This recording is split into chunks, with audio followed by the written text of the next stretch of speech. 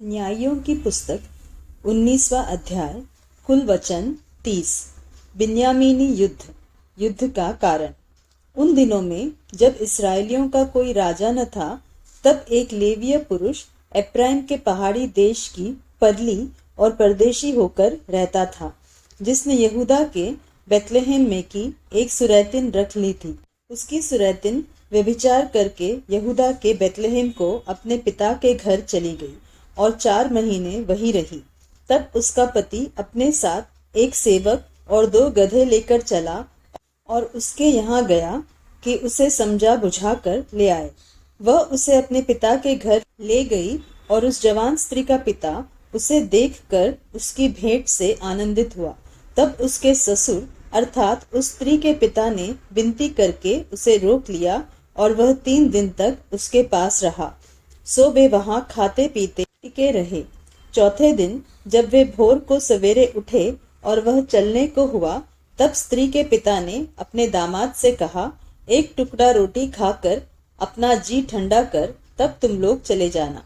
तब उन दोनों ने बैठकर संग संग खाया पिया। फिर स्त्री के पिता ने उस पुरुष से कहा, और एक रात टिके रहने को प्रसन्न हो और आनंद कर।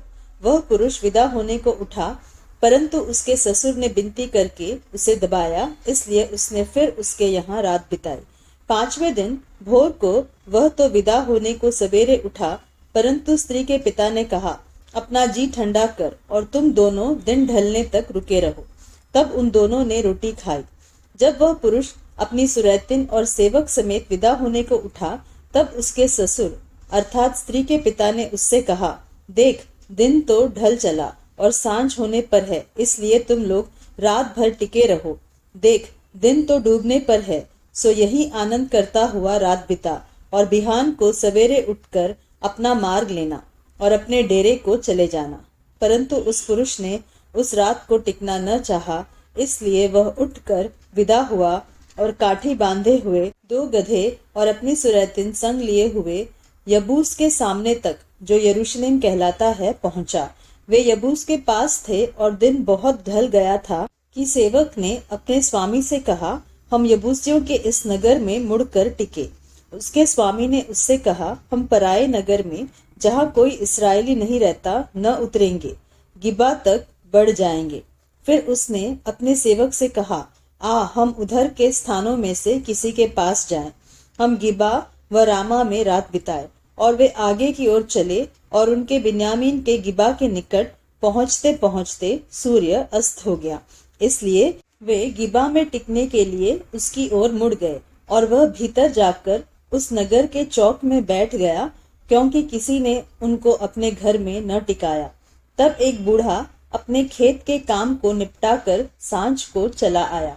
वह तो एप्रैम के पहाड़ी देश का था और गिबा में परदेशी होकर रहता था, परंतु उस स्थान के लोग बिन्यामीनी थे।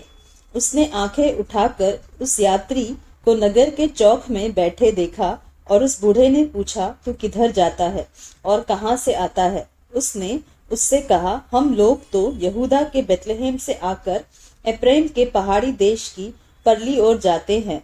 मैं तो वहीं का हूँ और यहूदा के बेतलेहम तक गया था और यहोवा के भवन को जाता हूँ, परंतु कोई मुझे अपने घर में नहीं टिकाता। हमारे पास तो गधों के लिए पुआल और चारा भी है, और मेरे और तेरी इस दासी और इस जवान के लिए भी, जो तेरे दासों के संग है, रोटी और दाख मधु भी है। हमें किसी वस्तु की घटी नहीं है। बूढ़े ने कहा, तेरा कल्याण हो, तेरे प्रयोजन की सब वस्तुएं मेरे सिर हो। परंतु रात को चौक में न बिता। तब वह उसको अपने घर ले चला और गधों को चारा दिया। तब वे पांव धोकर खाने पीने लगे। वे आनंद कर रहे थे कि नगर के लुच्चों ने घर को घेर लिया और द्वार को खटखटाकर घर के उस बूढ़े स्वामी से कहने लगे, जो पुरुष तेरे घर में आया उसे बाहर ले आ कि हम उससे भोग करें। घर का स्वामी उनके पास बाहर जाकर उनसे कहने लगा, नहीं नहीं, हे मेरे भाइयों, ऐसी बुराई न करो। यह पुरुष जो मेरे घर पार आया है, इससे ऐसी मूढ़ता का काम मत करो। देखो, यहाँ मेरी कुंवारी बेटी है और उस पुरुष की सुरैतिन भी है। उनको मैं बाहर ले आऊंगा और उनका पद पानी लो तो लो और उनसे जो चाहो सो करो, परंतु इस पुरुष से ऐसी मूढ़ता का काम मत करो। परंतु उन मनुष्यों ने उसकी न मानी। तब उस पुरुष ने अपनी सुरैतिन को पकड़कर उनके पास बाहर कर दिया और उन्होंने उससे कुकर्म किया और रात भर क्या भोर तक उससे लीला क्रीड़ा करते रहे और पह फटते ही उसे छोड़ दिया। तब वह स्त्री पह फटते हुए जाके उस मनुष्य के घर के द्वार पर जिसमें उसका पति था गिर गई और उजियाले के होने तक वही पड़ी रही। सवेरे जब उसका पति उठ घर का द्वार खोल अपना मार्ग लेने को बाहर गया तो क्या देखा कि मेरी सुरैतिन घर के द्वार के पास डेवढ़ी पर हाथ फैलाए हुए पड़ी है।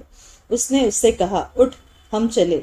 जब कोई न बोला तब वह उसको गधे पर लाद कर अपने स्थान को गया।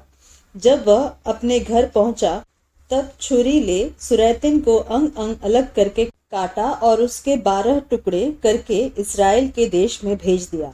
जितनों ने उसे देखा वे सब आपस में कहने लगे, इस्राएलियों के मिस्र देश से चले आने के समय से लेकर आज के दिन तक ऐसा कुछ कभी नहीं हुआ और न देखा गया। सो इसको सोचकर सम्मति करो और बताओ।